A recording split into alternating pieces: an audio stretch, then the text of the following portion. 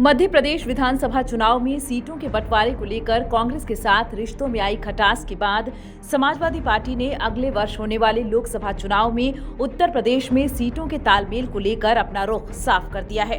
बुधवार को पार्टी के प्रदेश कार्यालय में हुई सपा की प्रदेश कार्यकारिणी की बैठक में सपा के राष्ट्रीय अध्यक्ष अखिलेश यादव ने कहा कि वैसे तो पार्टी प्रदेश में 80 लोकसभा सीटों पर चुनाव लड़ने के लिए तैयार है, लेकिन यदि गठबंधन हुआ तो भी वह कम से कम 65 सीटों पर अपने प्रत्याशी उतारेगी। यह पहला मौका है जब इंडिया गठबंधन में शामिल सपा ने लोकसभा चुनाव में सीटों को लेकर अपने पत्ते खोले हैं।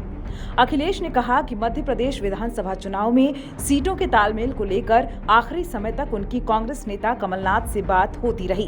कांग्रेस ने भी माना था कि मध्य प्रदेश में 6 विधानसभा सीटों पर सपा अच्छा चुनाव लड़ेगी। इसी आधार पर कांग्रेस ने हमें सीटें देने का आश्वासन दिया था, लेकिन अंततोगत्वा कांग्रेस ने उस इकलौती सीट पर भी अपना प्रत्याशी उतार दिया जहां पिछले विधानसभा चुनाव में सपा जीती थी।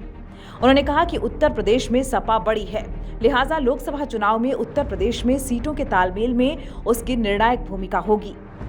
प्रदेश कार्यकारिणी के गठन के बाद हुई पहली बैठक में सपा अध्यक्ष ने लोकसभा चुनाव में पार्टी की चुनावी तैयारियों को उड़ान देने के साथ इस पर भी जोर दिया कि पार्टी पदाधिकारियों और कार्यकर्ताओं के कदम यथार्थ के धरातल पर टिके रहें।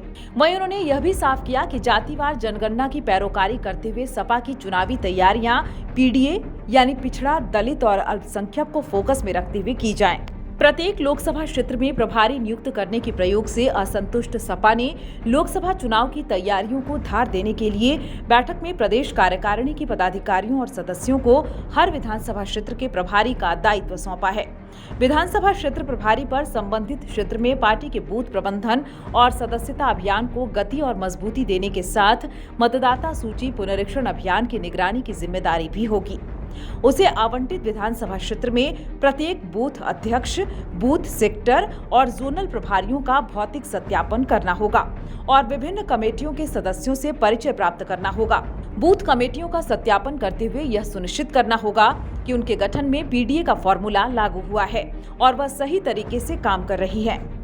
उनसे विधानसभा क्षेत्र में 100 ऐसे बूथ चिन्हित करने के लिए कहा गया है जिनमें पीडीए का वर्चस्व हो और इन बूथों पर पार्टी के वोट बढ़ाने की हिदायत दी गई है। विधानसभा क्षेत्र प्रभारी को क्षेत्र में सक्रिय रहना होगा और उन्हें माह के पहले शनिवार को होने वाली पार्टी की जिला इकाई की बैठक और महीने की 5 तारीख को होने वाली विधानसभा क्षेत्र की बैठक में अनिवार्य रूप से उपस्थित रहना होगा। प्रत्येक माह के अंत में उन्हें विधानसभा क्षेत्र में चुनावी तैयारियों पर केंद्रित समग्र रिपोर्ट सपा के प्रदेश कार्यालय को भेजनी होगी। बैठक को संबोधित करते हुए सपा के प्रमुख राष्ट्रीय महासचिव रामगोपाल यादव ने विधानसभा क्षेत्र प्रभारियों से कहा कि पार्टी में रहकर उससे गद्दारी करने वालों पर नजर रखी जाए और उनसे सख्ती से पेश आया जाए। पहले उन्हें समझाया जाए और न सुधरने पर बाहर का रास्ता दिखाया जाए। जिले के अंदर कोई गुटबाजी है तो उसे खत्म कराया जाए। यह भी सुनिश्चित किया जाए कि सपा कार्यकर्ता पार्टी की लाइन पर चलें और अनर्गल बयानबाजी न करें।